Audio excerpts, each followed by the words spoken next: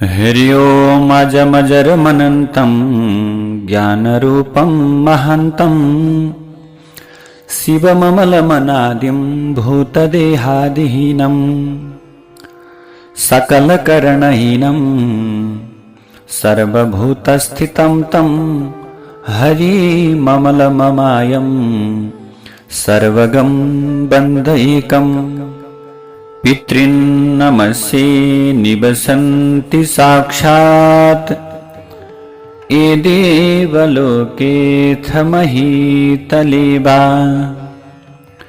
तथान्तरिक्षे च सुरारिपूज्या ते मे प्रतीक्षन्तु मनोपनीतम्। श्रीमद् गरुड महापुराण को प्रथम अध्यायमा महर्षि वेदव्यासले सबैभन्दा पहिले मंगलाचरण गर्नुभयो। वास्तवमा मंगलाचरण तीन प्रकारका हुन्छन्। एउटा नमस्कारात्मक, दोस्रो वस्तु निर्देशनात्मक र तेस्रो आशीर्वादात्मक। र सबैभन्दा पहिले महर्षि वेदव्यासले श्रीमद् गरुड महापुराणको पूर्वखण्डको प्रथम अध्यायमा सबैभन्दा पहिले मंगलाचरण गर्नुभयो। भक्तवृन्द, वास्तवमा आचरण मंगल नभएसम्म, आचरण शुद्ध नभएसम्म कुनै पनि कर्म पूर्ण हुन सक्दैन। त्यसैले सबैभन्दा पहिले महर्षि वेदव्यासले आचरणलाई मंगल गर्नका निम्ति मंगलाचरण गर्नुहुन्छ। जो चाहिँ भगवान के हुनुहुन्छ? अजमजरमनन्तं ज्ञानरूपं महान्तं। जो भगवान अजन्मा हुनुहुन्छ, जो भगवान अजर हुनुहुन्छ, जो अनन्त हुनुहुन्छ, जसको कहिले अन्त छैन, जो ज्ञानको रूप हुनुहुन्छ, जो अत्यन्त महान हुनुहुन्छ, जो कल्याणको स्वरूप हुनुहुन्छ, जो भगवान, जो अत्यन्त पवित्र पावन हुनुहुन्छ, जो अनादि हुनुहुन्छ, जो भौतिक शरीरबाट विहीन हुनुहुन्छ, त्यस्ता भगवान, जो कर्महीन हुनुहुन्छ, सबैमा रहने ती शुभ्र अनि पवित्रकर्ता सर्वव्यापी ती एक हरिलाई हरिममलममायम सर्वगम बन्द एकम, त्यस्ता भगवान श्री हरिलाई म वन्दना गर्दछु भनेर महर्षि वेदव्यासले मंगलाचरणको पहिलो श्लोकमा के गर्नुभयो? भगवान हरिको वन्दना गर्नुभयो। त्यसपछि महर्षि वेदव्यासले नमस्यामि हरिम रुद्रम, म हरिलाई नमस्कार गर्छु, रुद्रलाई नमस्कार गर्छु, ब्रह्मालाई नमस्कार गर्छु, गणपति देवी र सरस्वतीलाई सधैँ मन वचन र कर्मले, मनोवाग कर्मभिः सदा म सधैँ मन र वचन र कर्मले नमस्कार गर्दछु भनेर यसरी पुनः भगवानको निम्ति महर्षि वेदव्यासले मंगलाचरण गर्नुभयो, प्रणाम गर्नुभयो।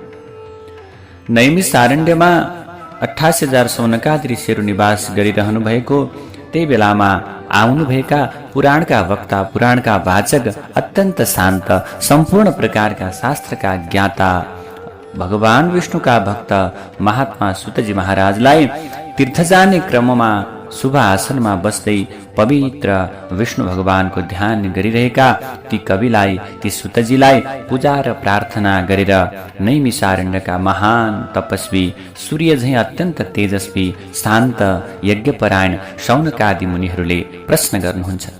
सुतजी महाराज पाल्नुभयो। पालिसकेपछि आइसके पछाडि अब 28,000 ऋषिहरूले प्रश्न गर्नुहुन्छ, हे भगवान, हे सुतजी महाराज, हजुर त सबै शास्त्रलाई जान्नुहुन्छ, त्यसैले हामी हजुरसँगै देवताको अथवा देवताहरूको देवता र पूज्य ईश्वर को भनेर हजुरलाई प्रश्न गर्दछौँ। जो देवताको पनि देवता हुनुहुन्छ। देवतानां हिको देव ईश्वरः पूज्य एव कः, देवताको पनि देवता को हुनुहुन्छ भनेर 28,000 ऋषिहरूले प्रश्न गर्नुहुन्छ। अथवा सबैले पूजा गर्न योग्य ईश्वर को हुनुहुन्छ भगवान, प्रश्न गर्नुभयो। जो भगवान ध्यान योग्य जगत स्रष्टा, जगत पालक अनि संहारक को हुनुहुन्छ? यो संसारको धर्म कोबाट प्रचार हुन्छ र दुष्टलाई, दैत्यलाई नाश गर्ने को हुनुहुन्छ? बताइदिनु पर्यो। 28,000 ऋषिहरूले प्रश्न गर्नुहुन्छ। अब ती देवताको विषयमा पनि हामीलाई बताइदिनुस्। अनि तस्य देवस्य किम रूपम जगत सर्गः कथम मतः कैर्व्रतैः सतुतुष्ट स्यात् केन योगेन वाप्यते। ती देवताको रूप के हो, तस्य देवस्य किम रूपम।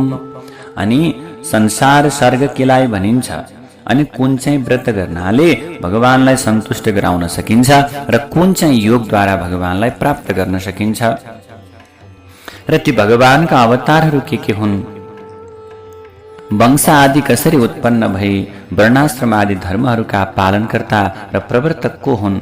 हे महाज्ञानी सुतजी महाराज, यो सबै कुरा हामीलाई भगवान नारायणका उत्तम कथा अरू पनि हजुरले हामीलाई सुनाउनु पर्यो। नारायण कथा सर्वा, हामीलाई सबै प्रकारका कथा सुनाइदिनु पर्यो भनेर 28,000 ऋषिहरूले श्रीमद् गरुड महापुराणको पहिलो अध्यायमा प्रथमतः प्रश्न गर्नुभयो।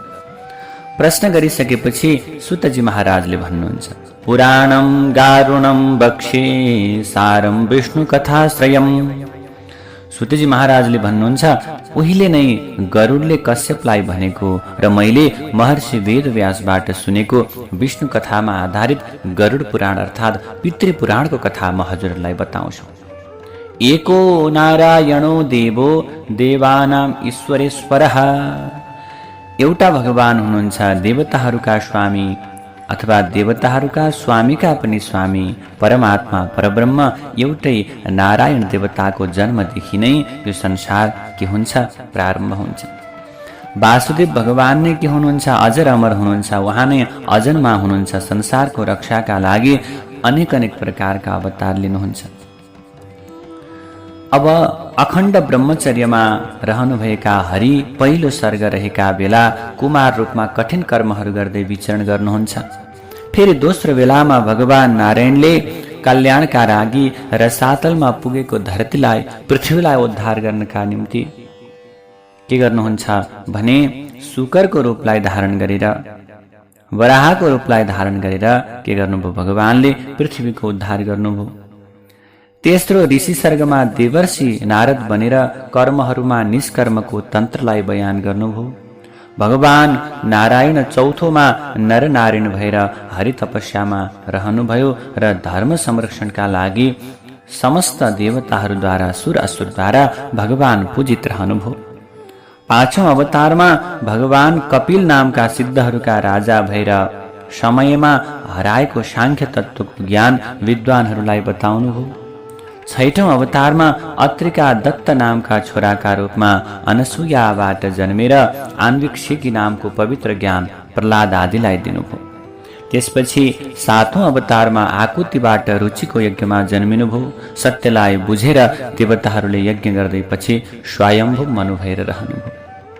आठौंमा नाभिका पुत्र उरुक्रम भई मेरो देवीबाट जन्मिएर सबै आश्रमका नारीहरूको आश्रय धर्मलाई देखाउनका निम्ति कर्म गर्नुभयो। नवौंमा ऋषिहरूले प्रार्थना गर्दा पृथ्वीको शरीरलाई लिएर ती ब्राह्मणहरूले दूध र महौषधिद्वारा प्रजालाई फेरि पुनः जीवित गर्नुभयो। यसरी मत्स्य अवतार भगवान लिएर भगवानले वेदको रक्षा गर्नुभयो।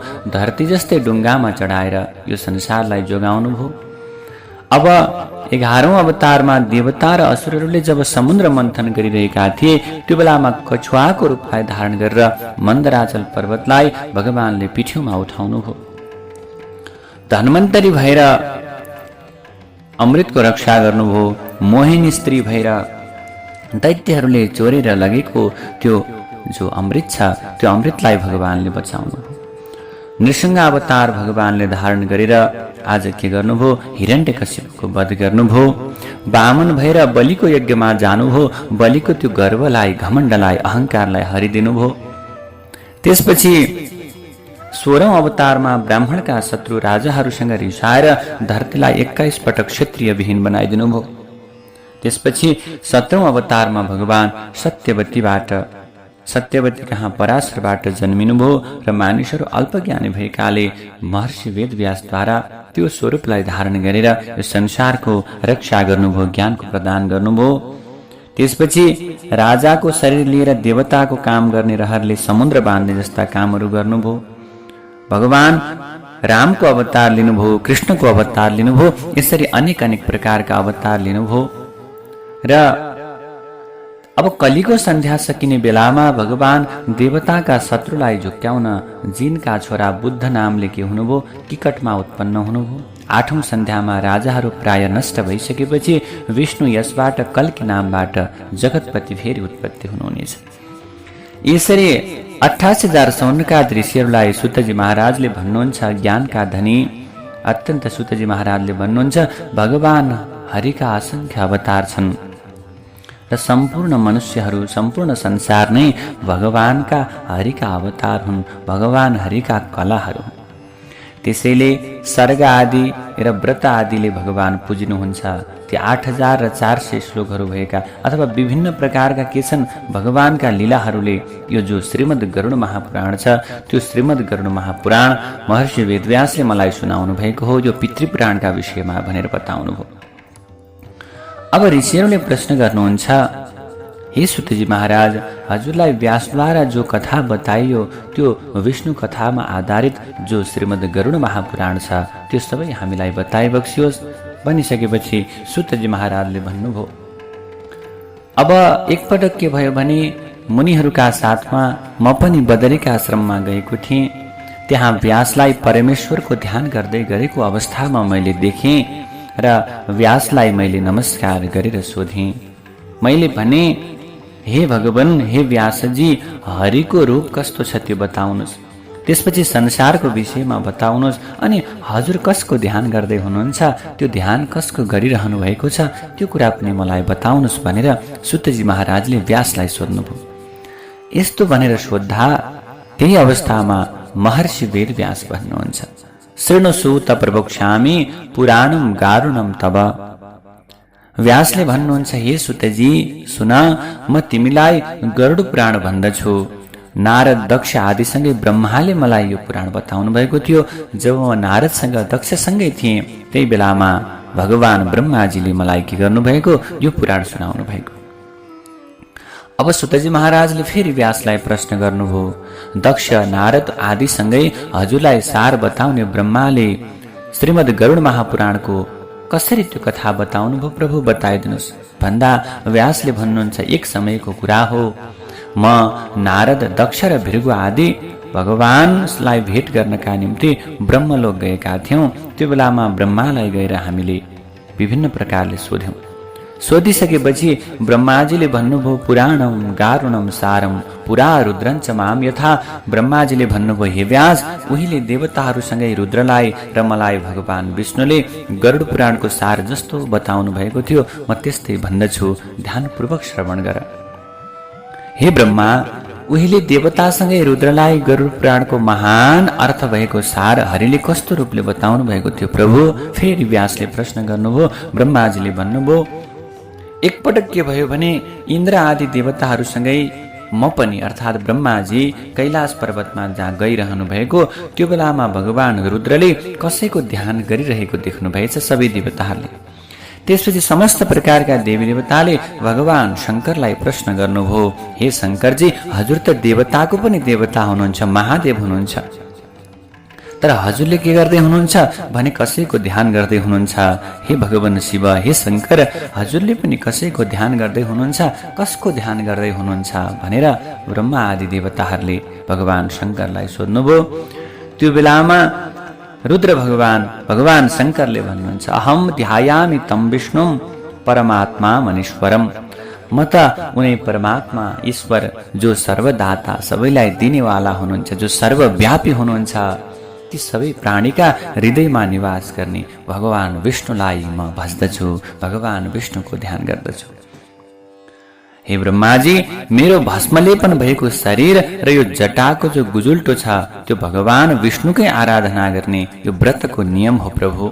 म जुन संसारको चिन्तन गर्दछु, जुन सारको चिन्तन गर्दछु त्यो त उहाँ पद्मनाभ व्यापक जो देहविहीन हरिलाई नै गएर सोध्नुपर्छ, भगवान हरिसँगै प्रश्न गर्नुपर्छ।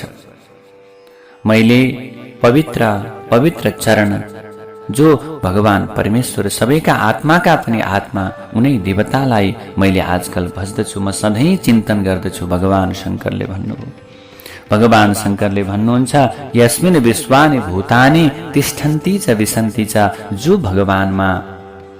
जो भगवानभित्र समस्त प्राणी रहन्छन्, जो प्राणीका अधिपति हुनुहुन्छ जो भगवान, त्यस्ता भगवानलाई मैले भज्दछु भनेर बताउनु हो। बताइसकेपछि जसरी मणिहरू फूलहरू धागोमा उनिन्छन् त्यसै गरी भगवानमा यो संसार उनिएको छ। जसका 1000 आँखा छन्, 1000 गोडा छन्, 1000 शरीर छन्, 1000 मुख छन्, अणुहरूका पनि अणु, थुलहरूका पनि थुल, त्यस्ता भगवानलाई म भज्दछु। यसरी के गर्नुभयो? शङ्करजीले ब्रह्मा आदि देवताहरूलाई बताउनुभयो, म त भगवान विष्णुको ध्यान गर्दछु, म त भगवान विष्णुलाई भज्दछु। यस्तो प्रकारको कुरा बताउनुभयो। बताइसकेपछि अब ब्रह्माले प्रश्न गर्नुहुन्छ, शङ्करजी, उहिले विष्णुको महिमा सुन्ने धेरै रहर हुँदा मैले श्वेत द्वीपमा बस्ने रुद्रलाई प्रणाम गरेर यति प्रकारको कुरा गरेको थिएँ। ब्रह्माले व्यासलाई सुनाउनु भयो। यसरी हामीले प्रणाम गरेर सोधेपछि हाम्रै बीचबाट भगवान रुद्रले सारभन्दा पनि सार भगवान परमेश्वर विष्णुजीलाई सोध्नुहुन्छ। अब रुद्रले भन्नुहुन्छ, हे हरि, देवताका पनि देवता, हे भगवान ईश्वर को हुनुहुन्छ? ध्यान योग्य पूज्य को देवता हुनुहुन्छ र उहाँ कुन व्रतले खुसी हुनुहुन्छ? त्यो कुरा बताइदिनु पर्यो भनेर भगवान रुद्रले भगवान विष्णुलाई प्रश्न गर्नुभयो। कुन धर्म गर्नुपर्छ, कुन नियम गर्नुपर्छ, कुन चाहिँ धार्मिक आचरणले, कुन चाहिँ धार्मिक पूजाले, कस्तो प्रकारको आचारले भगवानलाई प्राप्त गर्न सकिन्छ? भगवान रुद्रले आज भगवान विष्णुलाई सोध्दै हुनुहुन्छ। भगवान विष्णुलाई प्रश्न गर्नुहुन्छ, कुन देवताबाट संसारको उत्पत्ति भयो? यो संसारलाई कसले पालन गर्दछ र यो संसारलाई कसले संहार गर्दछ? त्यो विषयमा बताइदिनु पर्यो हे हरि भनेर यसरी परमेश्वर भगवान रुद्रले भगवान विष्णुलाई सोध्नुभयो। सोधिसके पछाडि ब्रह्मासँगै शङ्करसँगै अन्य देवी देवताहरूका बीचमा भगवान हरि प्रकट भएर भन्नुहुन्छ, शृणु रुद्र प्रवक्ष्यामि ब्रह्मणा च सुरैसः अहम हि देवदेवानां सर्वलोकेश्वरेश्वरः। भगवान विष्णुले भन्नुभयो, हे रुद्र आदि देवताहरू, हे ब्रह्माजी, हजुरहरूले ध्यानपूर्वक श्रवण गर्नुहोस्। यो संसारमा सबै देवताहरूको देवता र सबै लोकहरूको अधिपति म आफै विष्णु नै हुँ। म नै देवताहरूद्वारा ध्यान गरिने देवता हुँ, पूज्य छु र म नै प्रार्थना गर्न योग्य छु। हे रुद्र, म नै पूजित भएपछि परम गति प्रदान गर्दछु मैले भनेर भगवान विष्णुले भन्नुहुन्छ। अब भगवानले भन्नुहुन्छ, मानिसहरूको आचार, मानिसहरूको नियम, व्रतद्वारा गरिने यज्ञ, जगतको स्थिति र जगतको सृष्टिकर्ता बीज र शिव पनि म नै हुँ। भगवान विष्णुले भन्नुभयो, हे हर, हे शिवजी, दुष्टलाई नियन्त्रण गर्ने, धर्मको रक्षा गर्ने म नै हुँ। मत्स्य आदि अवतारहरूद्वारा म सम्पूर्ण जगतको पालना गर्दछु। म नै के हुँ? अहम मन्त्राश्च मन्त्रार्थः पूजा ध्यान परोह्यहम्। म चाहिँ मन्त्रको पनि मन्त्र हुँ, मन्त्रको अर्थ पनि म हुँ, सबैभन्दा पूजा पनि म हुँ। यस्तो प्रकारले म नै के हुँ? साक्षात सदाचार हुँ, म नै धर्म हुँ, म नै वैष्णव हुँ, वर्ण आश्रम र तिनीहरूको पुरानो धर्म पनि म हुँ। भगवान विष्णुले समस्त देवी देवतालाई आज उपदेश गर्दै हुनुहुन्छ। अब भगवान विष्णुले एक समयको कुरा बताउनुहुन्छ। एकपटक के भयो भने, हे रुद्र, म हजुरहरूलाई बताउँछु, एकपटक मलाई प्रसन्न पार्ने उद्देश्यले, मलाई खुसी बनाउने उद्देश्यले पंक्षीहरूका राजा, पंक्षीहरू मध्ये अत्यन्त श्रेष्ठ भएका गरुडले के गरे? मलाई ध्यान गरे। ध्यान गरिसकेपछि मैले पनि त्यो गरुडको ध्यानबाट प्रसन्न भएर, हे गरुड, तिमीले मेरो ठुलो प्रकारले ध्यान गर्यौ, तिमीले के वरदान माग्न चाहन्छौ भनेर भगवान विष्णुले बताउनुभयो। भगवान विष्णुले प्रश्न गर्नुहुन्छ र भगवान विष्णुले प्रश्न गर्दा गरुडले भन्दछन्, हे भगवान विष्णु, मम माता च विनता नागैर दासी कृता हरे। हे भगवान हरि, हे भगवान विष्णु, मेरी माता विनतालाई आज नागहरूले दासी बनाएका छन्। जब म देवताहरूलाई जितेर अमृत लिएर आउँछु तब मात्रै मैले त्यो अमृत ल्याइसकेपछि मेरी आमालाई मैले दासत्वबाट छुटाउन सक्छु। त्यसैले हे भगवान, म हजुरको वाहन हुँ।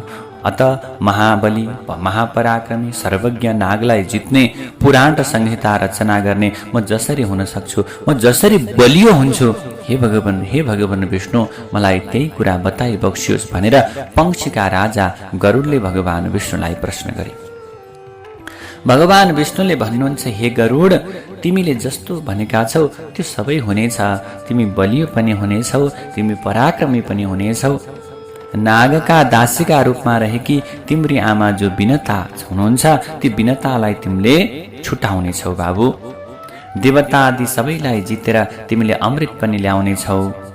हे गरुड, तिमी महाबलशाली भएर विष पचाउने पनि हुनेछौ। अब मेरो प्रसन्नताले मेरो महात्म्य बयान गर्ने, मेरो स्वरूप जस्तो भनिएको छ तिमीबाट त्यो पनि उत्पन्न हुनेछ।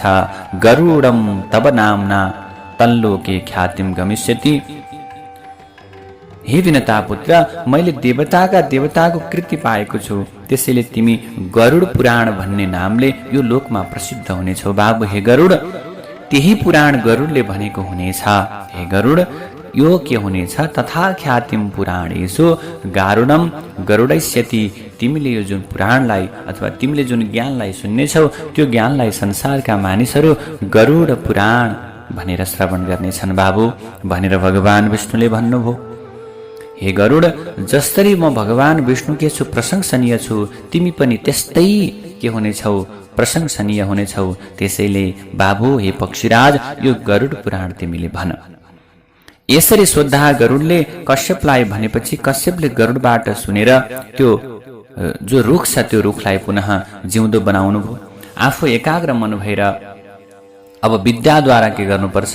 जीवित गराऊ भनिसकेपछि यो पुराणको शक्तिले, पुराणको कृपाले के भयो त भने गरुडले नै यो महान गरुड पुराणलाई के गर्नुभयो? बताउनुभयो। यसरी हे सौनकादि 88,000 ऋषिहरू रुद्रबाट भगवान विष्णु र ब्रह्माबाट व्यासले सुनेर मलाई नैमिषारण्यमा सुनाएको कथा, यो गरुड महापुराणको कथा म हजुरलाई पनि सुनाउँछु भनेर सुतजी महाराजले 88,000 ऋषिहरूलाई बताउनुभयो। अब मुनिहरूले सुनेको यसमा स्वर्गको आदिमा देव पूजन, तीर्थ, भुवनकोश, मनमन्त्र आदिका विषयमा बताइएको छ। अब यसमा जसको पेटमा ब्रह्माण्ड छ ती हरिको भोक नाश गराएर कसरी भगवानको उपचार गर्न सकिन्छ यो विषयको कुरा छ। वर्णाश्रम आदि धर्म, दान धर्म, राजधर्म, व्यवहार व्रत, वंशहरू र निदान सहित औषधि विद्या तिनका अङ्ग, त्यसपछि प्रलय, धर्म, अर्थ, काम, मोक्ष, विष्णुका प्रपञ्च रहित कार्यमा यो गरुड पुराणमा भगवान गरुडले सबै बताएका छन्। वासुदेवको प्रसन्नताले अत्यन्त सामर्थ्यवान भएर हरिको वाहन भएपछि स्वर्ग आदिको कारण हुँदै देवताहरूलाई जितेर गरुडले अमृतलाई हरण गरेर त्यसपछि जसका पेटमा ब्रह्माण्ड छ ती हरिको भोक नाश गराए। उनलाई देख्ने बित्तिकै, सम्झने बित्तिकै नागहरूको विनाश हुन्छ। जसरी कश्यपले डढीको वृक्षलाई हरिरूप गरुडको कृपाबाट बिउताए, उनैले यो कश्यपलाई बताए। त्यही नै सबै कुरा दिने पवित्र गरुड पुराण हरिले रुद्रलाई भने झैं म भन्दैछु, हे सौनकादि 88,000 ऋषिहरू, हजुरले ध्यानपूर्वक सुन्नुहोस् भनेर आज सुतजी महाराजले बताउँदै जानुभएको छ। अब रुद्रले भगवान हरिलाई प्रश्न गरेको प्रसङ्ग बताउनुहुन्छ। हे जनार्दन, सर्ग, प्रतिसर्ग, वंश, मनमन्त्र र वंशहरूको स्वभावका विषयमा बताउनुहोस् भन्दा भगवान हरिले भन्नुहुन्छ, हे रुद्र, पापनाश गर्ने यी सर्गहरू म भन्दछु सुन।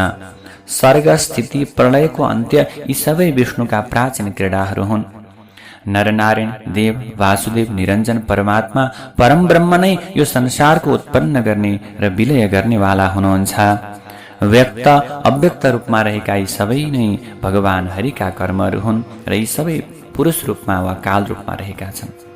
व्यक्त रूपमा विष्णु र अव्यक्त रूपमा पुरुष पनि काल नै हुन्। त्यसैले उनैले अबोध बालक खेले झैं यो संसारमा खेल्दछन्।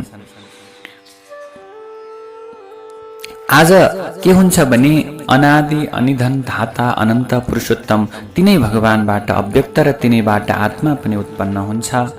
आज उनै भगवानबाट बुद्धि, उहाँबाटै मन, आकाश, वायु, तेज, जल, भूमि आदि सबै भगवान हरिबाटै उत्पन्न भए।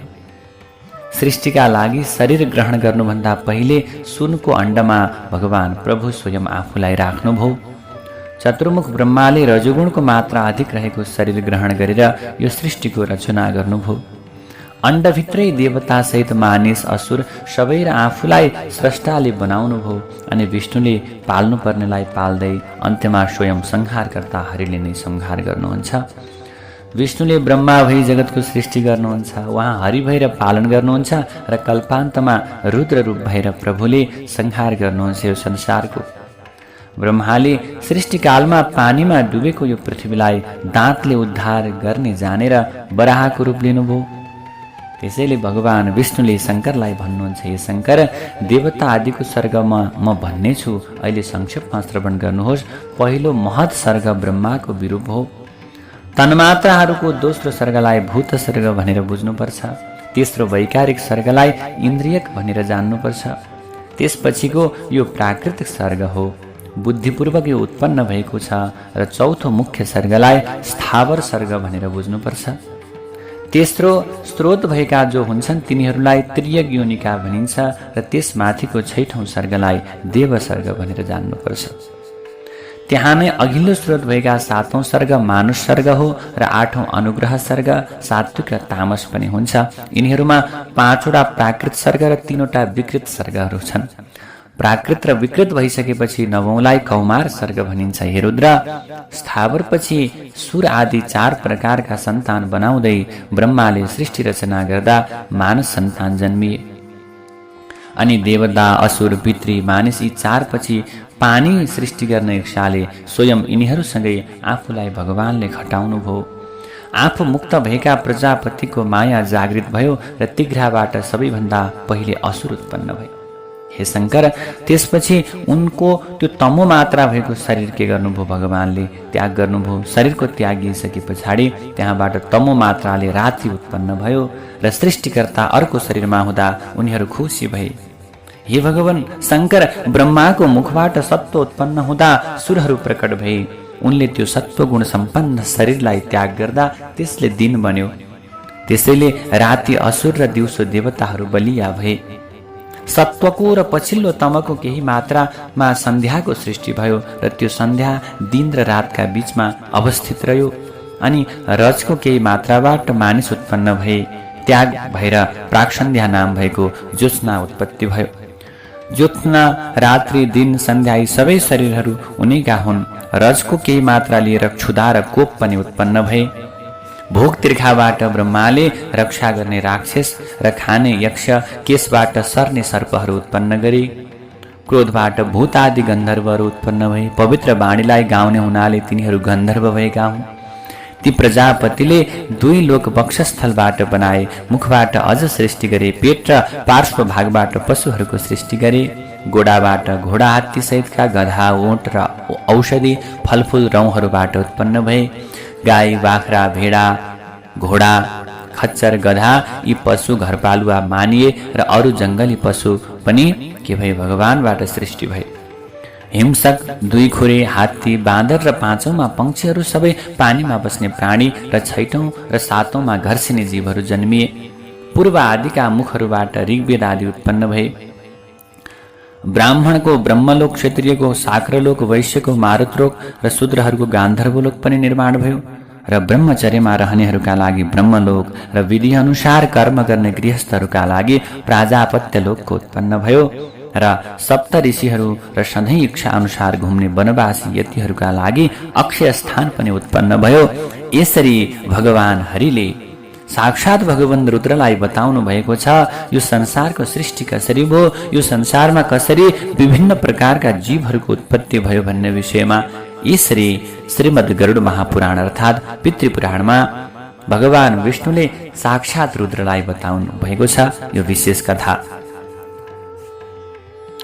देवताभ्य पितृभ्यश्च महायोगिभ्यैव च नमः स्वाहायै शोधायै नित्यमेव नमो नमः।